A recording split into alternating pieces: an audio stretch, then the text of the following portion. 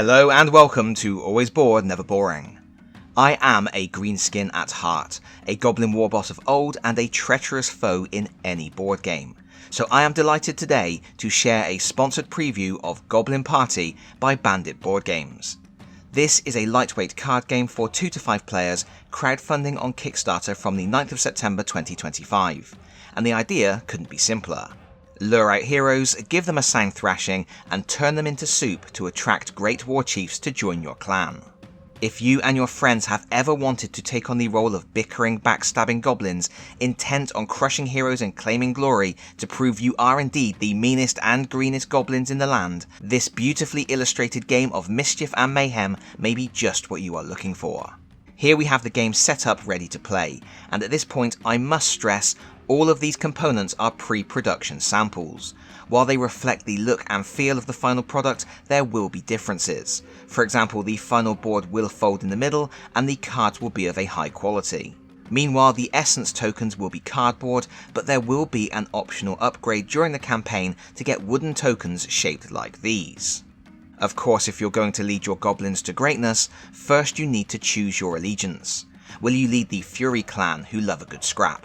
The Shadow clan, who operate in the dark corners of civilization, striking from the sewers?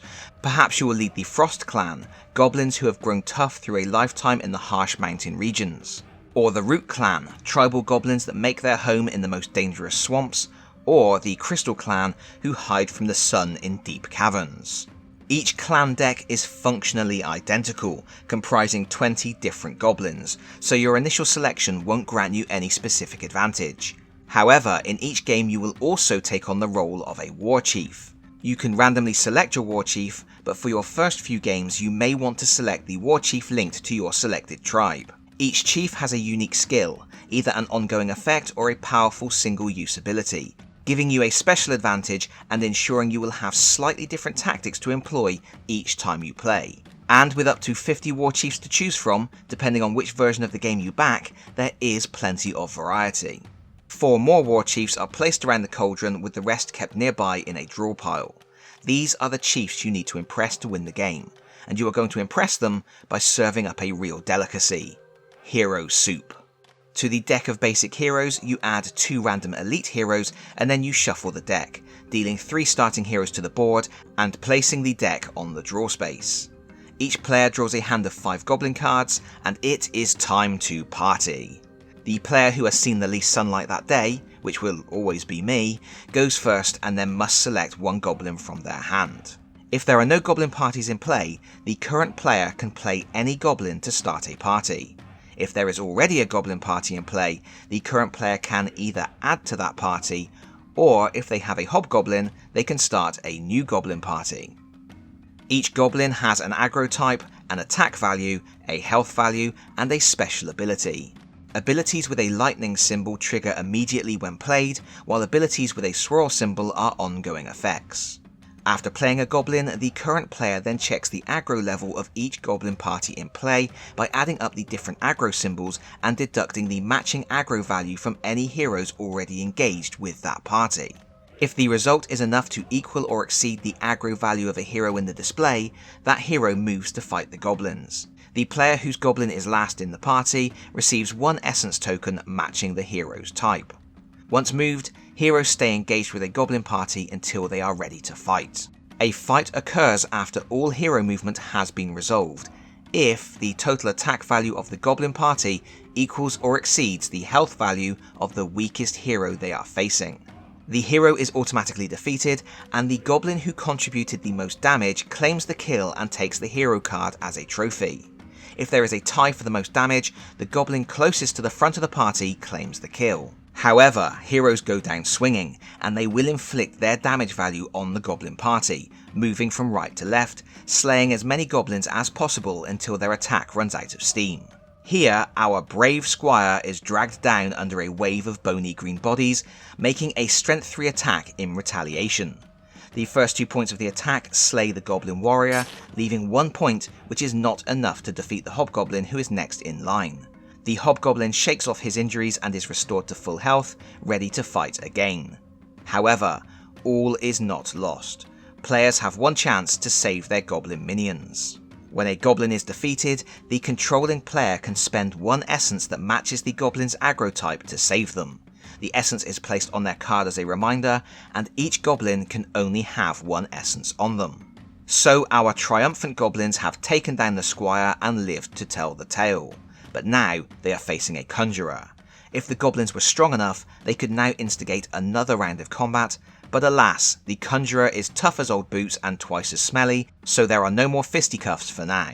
After all the combats are resolved, if any heroes were lured into combat, replacement heroes are drawn from the deck and added to the display. Note that heroes have a special ability symbol, and should there ever be two such symbols in the display, the ability triggers. This could result in goblins being moved around the parties, some goblins being struck down by archers, or a powerful elemental joining the fray. Amidst all of this chaos, once per turn, the active player can convince a warchief to join their party. To do this, they must add defeated trophies to the bubbling cooking pot. Each warchief has a symbol at the bottom of their card indicating the type of hero they like, plus there is a symbol on the board beneath them. A player needs to discard heroes with the matching combination in order to seal the deal with that warchief. Here, for example, the Vagabond requires a hero with a speed symbol plus a hero with a power symbol. Our recently vanquished squire plus a merchant we dealt with earlier has the right combination of symbols, so into the pot they go and the Vagabond joins our clan. A new warchief is then added to the display from the draw pile. There are a few extra nuances to consider here as well. Some warchiefs have a special wild symbol, they aren't fussy, they'll eat anything. Also, the fourth warchief requires a special offering. In addition to a hero matching the type on the warchief's card, they also require 2 more heroes of any type, or 3 essence tokens of any type. Warchiefs are set aside in a score pile, and the first player to attract 3 chiefs wins the game. They can celebrate their victory with some lovely soup. It's a fairly straightforward game, but there is plenty to think about, mainly because each of the 20 goblins in your clan deck has a unique ability. These allow you to move the position of the goblins, receive additional essence, steal essence, force another player to start a new goblin party, lure additional heroes, or play extra goblins. Combined with the abilities of the warchiefs, there are plenty of dirty tricks you can play. Remember, you score essence for having the last goblin in line when a hero moves to engage a party, and you claim kills when you inflict the most damage on a hero, or if your goblin is closer to the front in the event of a tie. The goblins leading the party are more likely to claim the kill when a hero goes down, but equally, they are the most likely to die in the process. Constantly juggling the line to ensure you are in the right position at the right time isn't easy, and the more players there are, the more chaotic it becomes. So the question is, are you sneaky, conniving and cunning enough to backstab your way to the top and become the greatest goblin? If you think you might be, then head on over to the Kickstarter campaign right now to find out more and secure your pledge. You will find a link in the video description below.